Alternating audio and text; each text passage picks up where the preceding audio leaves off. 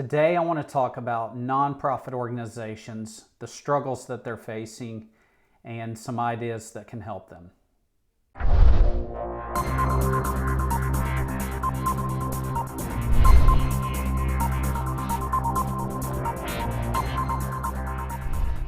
So a recent article in the Chronicle of Philanthropy surveyed almost 500 nonprofit executives, and they said that they had been forced to modify or outright cut services.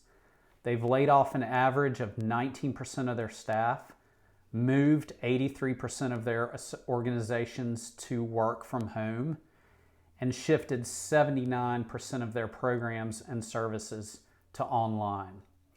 So what's next in this midst of change for nonprofit organizations?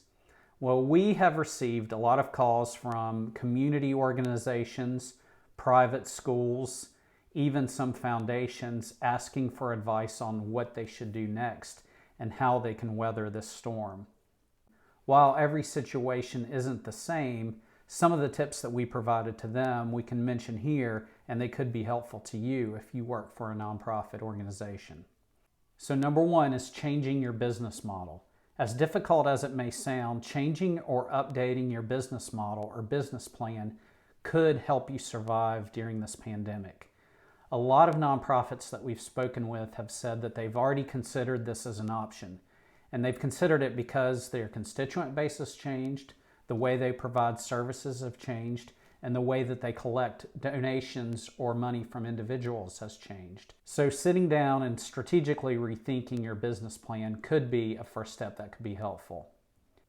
So number two would be consider how you do more for your donors and supporters during this time. Let's face it, with 40 million people on unemployment, it's not going to be effective to randomly send out a donor letter asking for money. You need to be strategic about segmenting your donor list, picking individuals who you think have the best ability to give to your organization right now. That's going to generate the best result. And also, nonprofits need to think about how they thank those donors.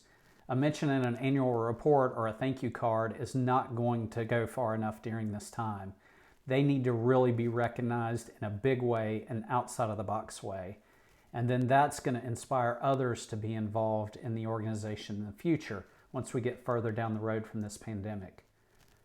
Number three, internal communications with board members and the executive team.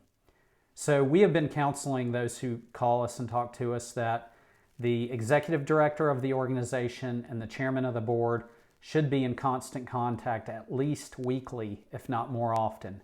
Secondary to that, boards need to get together virtually, talk about what's happening with the organization, set new goals, look at benchmarks, and figure out how to move forward in strategic ways.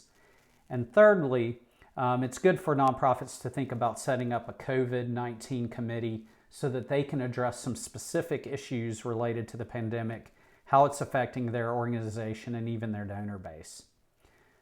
So once again, these aren't necessarily going to work across the board. It's just a couple of ideas that we've been sharing, and they've been helpful for nonprofits that we've been talking to.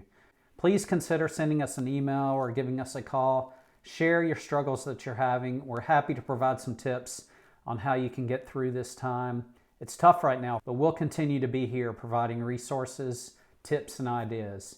And remember, we'll get through this together.